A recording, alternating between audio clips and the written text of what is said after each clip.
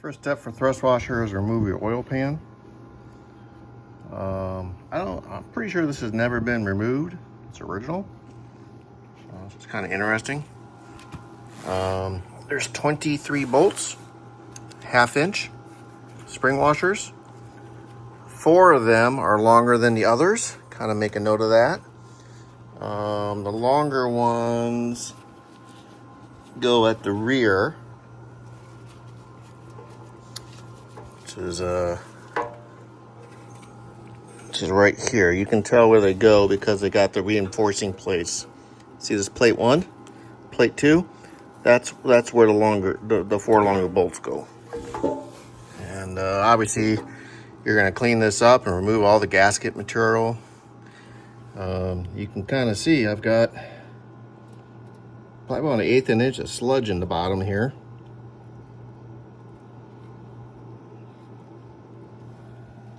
So quite a bit of cleaning I need to do. Get this all cleaned up, ready to go. But overall, the engine looks pretty clean on the inside. Setup, 1/2 inch, quarter inch extension on an impact, and gotta see. I did not remove the oil filter. I did not remove the clutch slave cylinder, and didn't remove anything. It just fell right out. Really easy, actually. We're going on to the thrust washers. We're at the rear of the engine.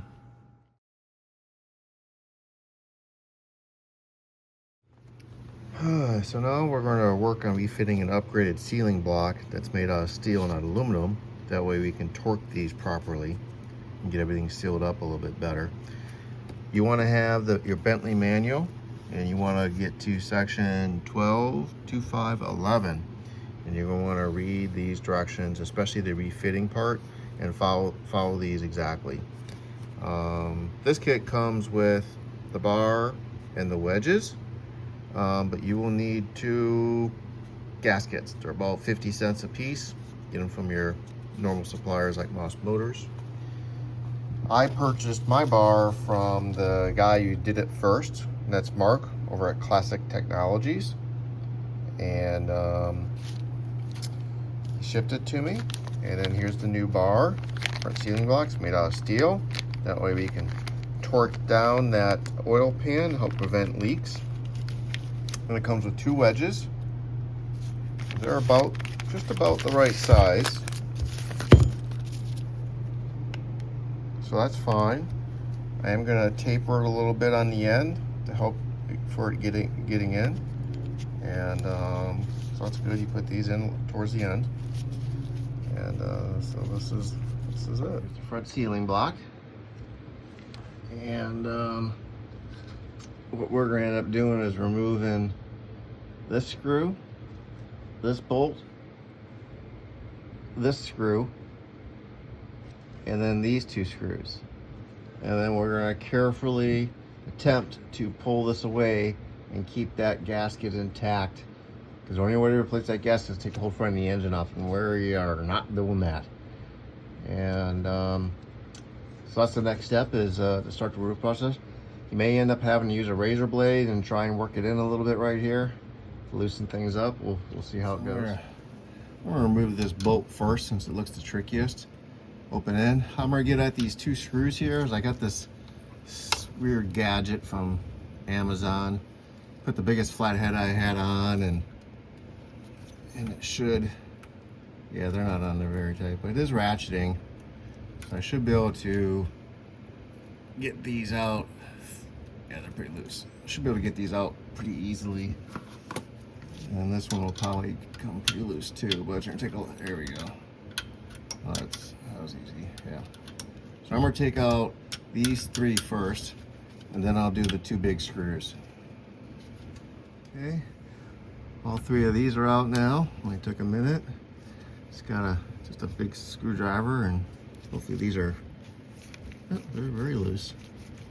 So that'll come out easy. Let's try this one. Yep, very loose too. It's no big deal here at all. Get these out.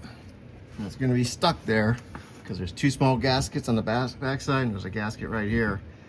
So we're going to have to wiggle and jiggle. Don't try and get these plugs out. You can just leave them in. And wiggle and jiggle and try and leave as much of this gasket intact as you can is going to be the goal. My goal right now, I think I'm going to try a stubby screwdriver. I want to see if I can't stick it in the bigger hole and just see if I can't get it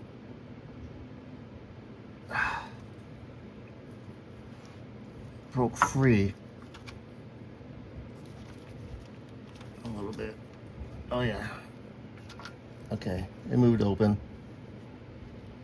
See here, that's good. If I can get on this side. Yeah. So it pulled itself forward a little bit. Now what we want to do is we want to try and get maybe a razor blade or something in here, and you're going to want to try and coax it off on the block side like this. Not the plate side. But again, you're going to put a lot of RTV in there. You're going to seal it up really good. So it's kind of work your way down like this. Okay? Break it free, okay? Okay. So I ran the razor blade across it.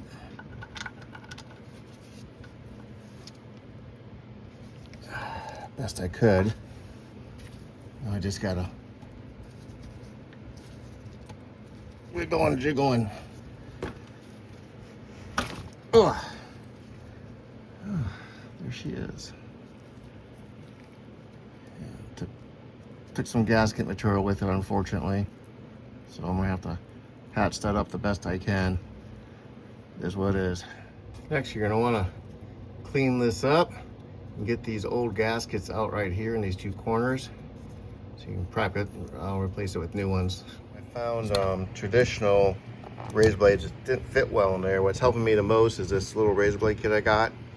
This is just a little flat pusher blade, and that's getting in there pretty easily to clean out those two little gaskets I need to replace. Basically kind of going in there and doing this, basically getting it all cleaned up. So I've just trying to save this leftover gasket material is just pathetic. This stuff is 50 years old and brittle, and it's got some red sealant on it. I just can't do it. It's gonna fall apart. So I'm just gonna roll the die and put a new gasket in here. Now obviously I'm just gonna have to put a nice coat of Permatex in the corner, and hopefully she doesn't leak. You know, that's the old one. So what I'm doing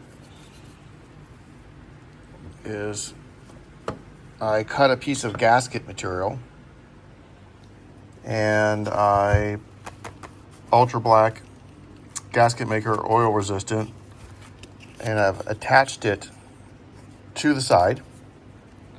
And now I just need a razor blade and kind of cut it out. And this will allow it to not slide around, and I'll fit it right in there. And then I will goop up the corners, and I'll goop up the wedges. Note on the wedges, I did put a little taper on it just to help facilitate when I push these things in. So that's in process right now. My oil pan is cleaned up.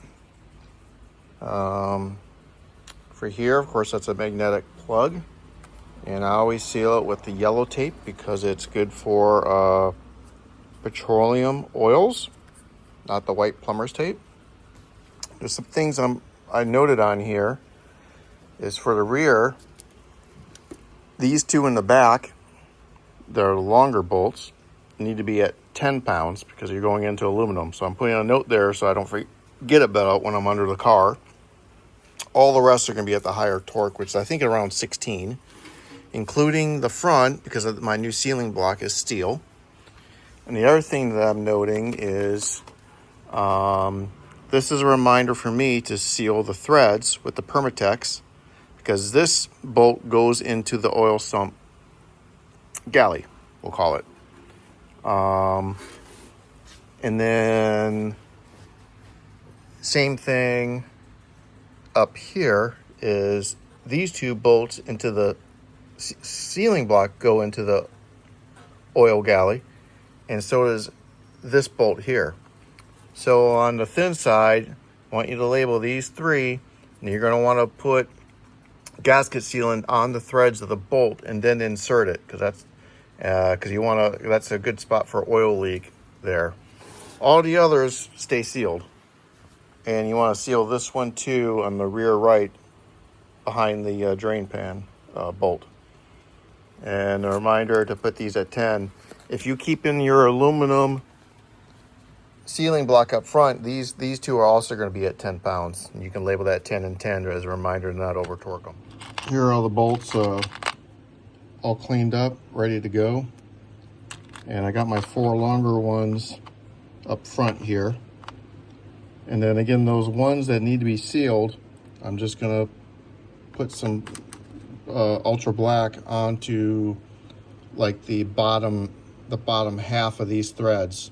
That way it goes in there, apply a little bit of seal, because these go straight into the oil galley sump area, and the oil splashing around will get down these threads. So you want to seal up those 4 locations. I told you were 6 if you're keeping your aluminum block here, and that'll make a big difference, I think. Test fit with the bolts all went well. All the bolts are cleaned up now, and I plugged out the holes. Use this as a guide, and I plucked a hole, and then I just used a small razor blade and trimmed around, and everything works real good. Shouldn't have any problems getting this installed. So these little gaskets showed up, so I can finish the installation now. And you gotta go. This is a different shape than the original, so you kind of have to make sure you line everything up correctly. You know, front to the engine, and then this goes in the corner like this. And if you put it any other way, the holes won't line up, so you'll know. I'm gonna go ahead and pre-glue these things on and put some weight on it. And that way I don't have to worry about it moving around when I insert it into the engine. And so this one's glued down.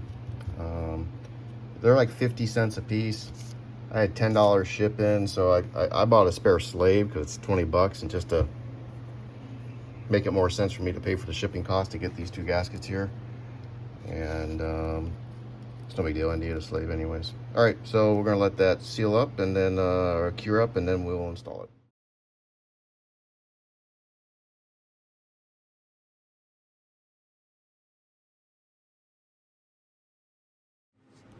Now I got everything cleaned up in here with brake cleaner, everything perfectly clean.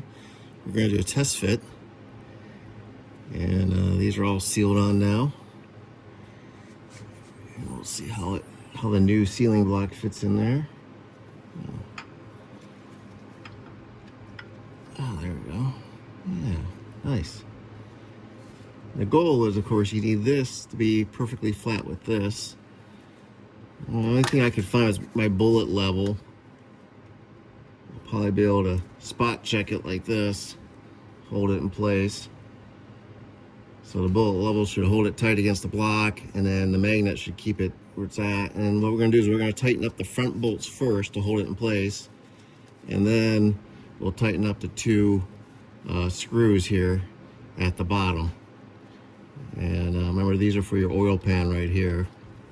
And you notice it does go into the galley. So these are the two that we're going to seal up with some sealant when we install those bolts. This looks like a very good, nice fit.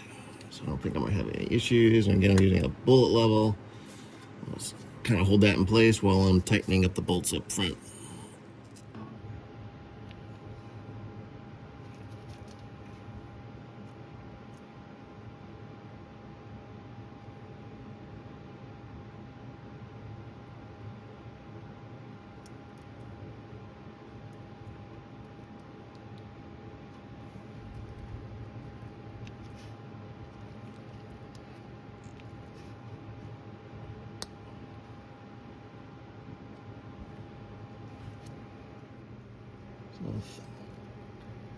Thin layer of RTV on the gaskets here, and then Fill in where the wedges are going to go. The back side here. And then we're going to set this thing in.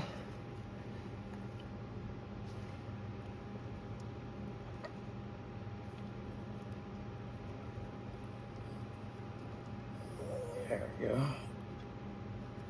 Oh, there we go. What I do first is we want to find this one here and get it started. It seems to be going okay. I think it's in there.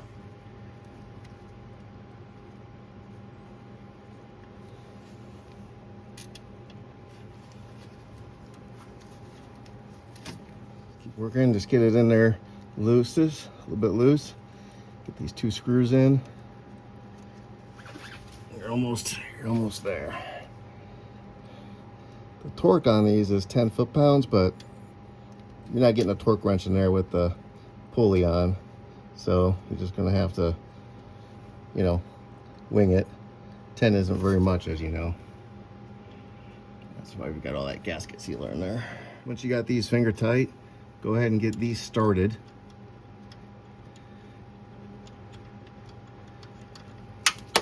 No, not like that.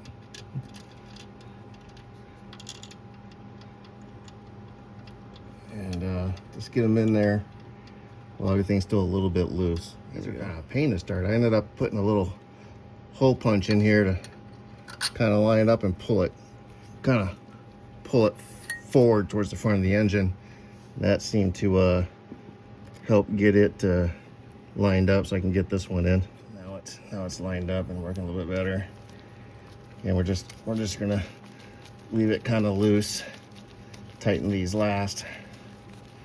There's no washers on these, by the way, so it's normal. Like that.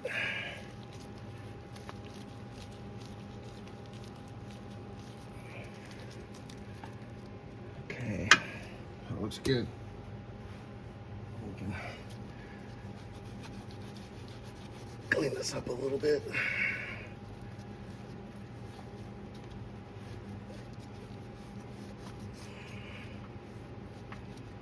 All right, now we gotta tighten up these 3 here.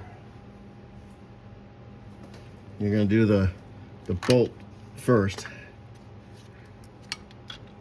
No, I can't use that. I can use the wrench here.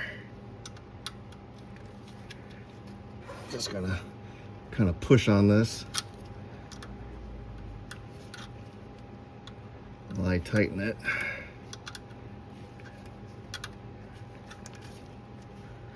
With my 3rd hand. As you get that just. So do the bolt first, then do the 2 screws second. We're gonna use these 2 screws. Make sure this is a little bit flusher, compress that gasket a little bit. Just a little bit. Yeah, it feels pretty good. And then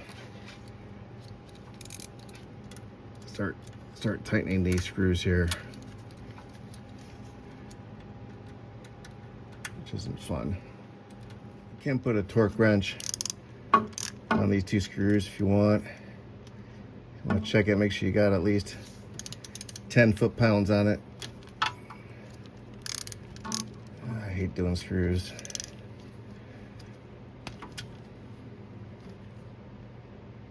There we go. So a good improvement is I should have replaced these 2 screws with bolts. Because now that I'm going into steel, I don't need to worry about stripping aluminum. So these 2 screws are going to be replaced with bolts. That probably would have been a good improvement that I didn't do. Shove a little extra sealant in here. Plenty. So the last step is to coat your wood blocks with sealant. Act as a lube, basically. There's plenty in there though. And then we're going to attempt to tap those suckers in.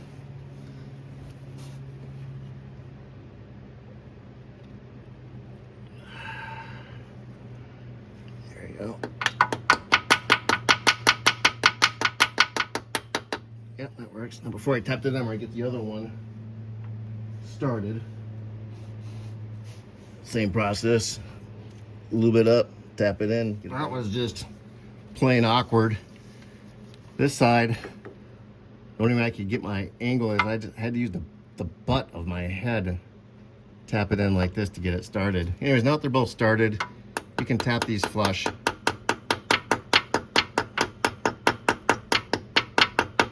It's nice and steady until it bottoms out.